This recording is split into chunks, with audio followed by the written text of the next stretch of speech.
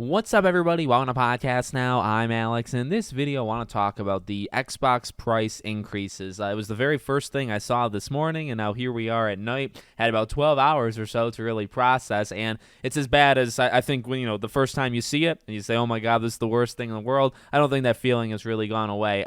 This should not really surprise people, right? This shouldn't surprise me, and honestly, in a lot of ways, it doesn't. The game price is something that I think is terrible, but it's something that, and we were going to talk about it, but it's something that I really did expect. You look at Nintendo and you look at what I literally was saying for the last couple of weeks. I mean, there's more to it, I think, but you could definitely see that coming, and it's just a sign of worse times to come.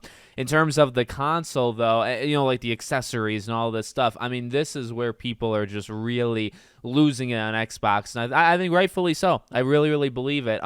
You could blame the tariffs. You could blame whatever you want. Here's what I'll say, okay, to kind of just, I guess, address that elephant in the room first. Do the tariffs have anything to do with this? I think the answer is yes, but I don't want to give these massive companies that have no soul the benefit of the doubt, because what I really think is going on is these tariffs have provided companies an opportunity to do something that they will not go back on, okay? That is truthfully, at least just my opinion. I mean, I could be wrong for sure, but at the same time, I really think this was Nintendo, this is Xbox right now, using it. They say, okay, we have something where we can move the price up and never bring it back down. Like, that's where I think we're at. I think we're at a point where the consoles might come back down if the tariff situation kind of gets under control, but the game prices I don't think are ever coming back down. And honestly, I'm not even sold on the consoles. Like, I would not be shocked if the consoles just stayed there,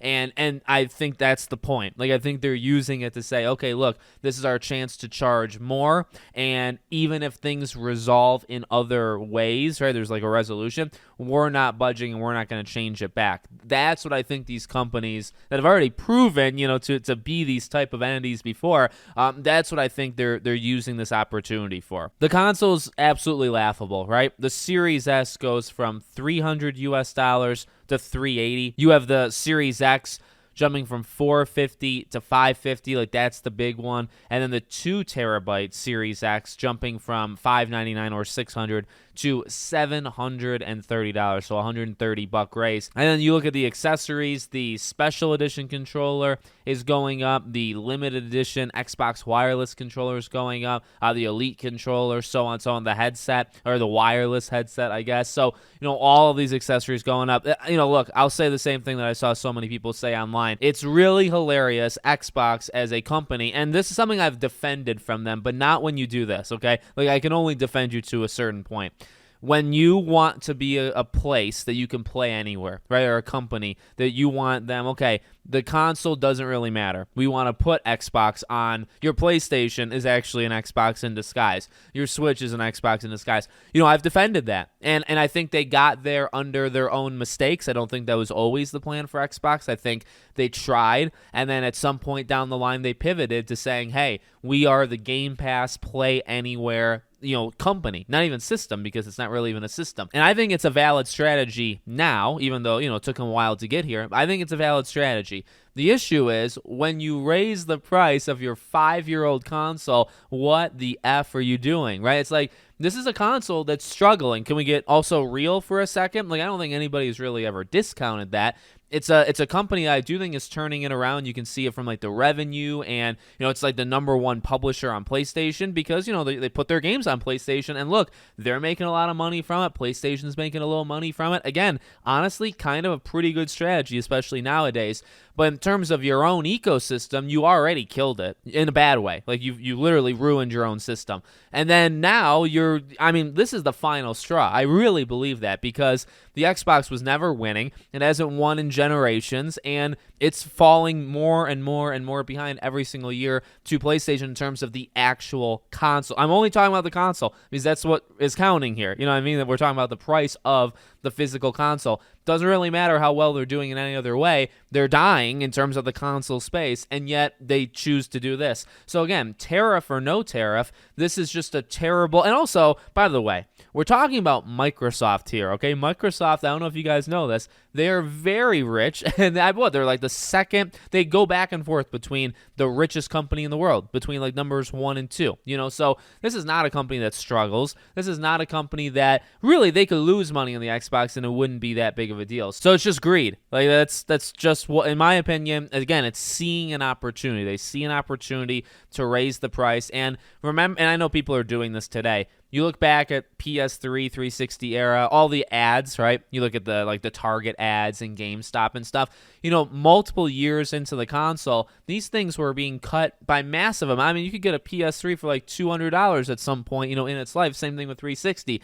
The thing got so freaking cheap. You could really get it at a cheap price if you waited it out. What's funny is people have made note of today, you actually, nowadays, getting the console at launch is the cheapest time to get it. Like, literally waiting the console out now is the worst thing you can do, because the prices will just keep going up. And we've seen this even like across the world. This is US, but we've seen prices rise, as the years go, instead of dropping. Like, normally they drop. Normally 5 years in, you are starting to see severe discounts, or massive, severe maybe makes it sound negative.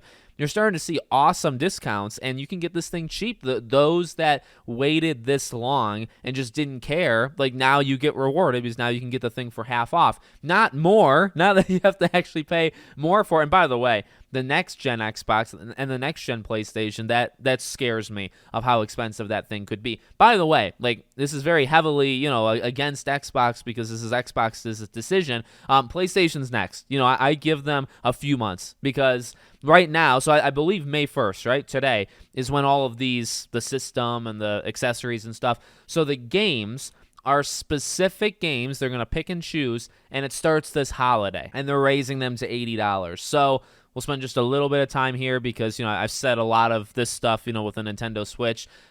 This is real. This, to me, okay, the Switch 2 doing this, or Nintendo doing this is what caused Xbox. And they needed somebody. Somebody needed to make the first move. I really thought it was going to be GTA. I should have expected it to be Nintendo. And now we know, I guess, going forward, Nintendo made the move. They were very cocky, about it. And I think, like, honestly, kind of in a smart way, because they know Mario Kart can sell, and Mario Kart is like one of the highest selling games, period. So when you make that $80, like, that you can probably get away with it. But you also know what you're doing. You also know that just generally you are, just raising prices for forever, and you're going to keep them there. So for the game, I don't want to hear anything about the tariffs, because the games, I just think, is everybody was waiting for somebody, and we have heard executives even say the prices, to make games are so high, we really should be charging more, and we're not charging more. They are basically sitting in boardrooms, rubbing their hands together, waiting for another person to do this and get away with it, and so they can follow suit. So again, this is Xbox.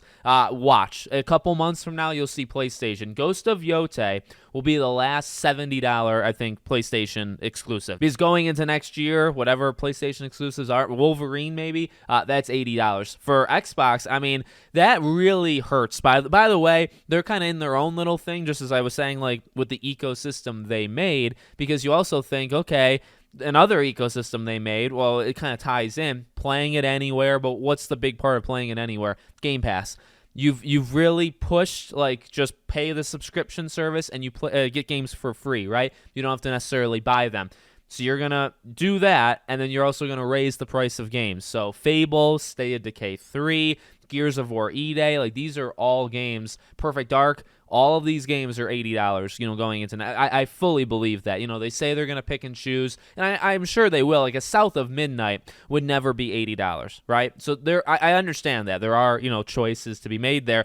But South of Midnight was never $70. I think they picked that to be specifically $50. So they were already doing that. It's just now they're raising the high. So, again, I don't really have too much more to say to that other than everything we've already said. I really believe that was just they were waiting. I think a lot of people expected GTA. Nintendo did it first, and now everybody sees the opportunity, and they're going to follow. By the way, like, get ready, because GTA, at this point, there's absolutely no way it's 70. It's going to be at least 80, and we'll see, because somebody's going to push it to 90. And I don't think it's going to take like 5 years to do that. I think it could be within the next year. Like, I don't know that for sure. Definitely next gen, like when you look at PS6 and the next Xbox. So give it like 2 years, and I think 90 is going to be more of the norm. But watch out, because watch the next year. Somebody might try it, and I don't know if, PlayStation might, or Nintendo. Again, like, maybe keep an eye on freaking Nintendo or GTA. Somebody, I think, is going to try to push it another $10. I really, really believe that. So let me know what you guys think in the comments. Make sure, as always, you're subscribed to the channel, bell icon turned on, and I hope to see you all on the next one.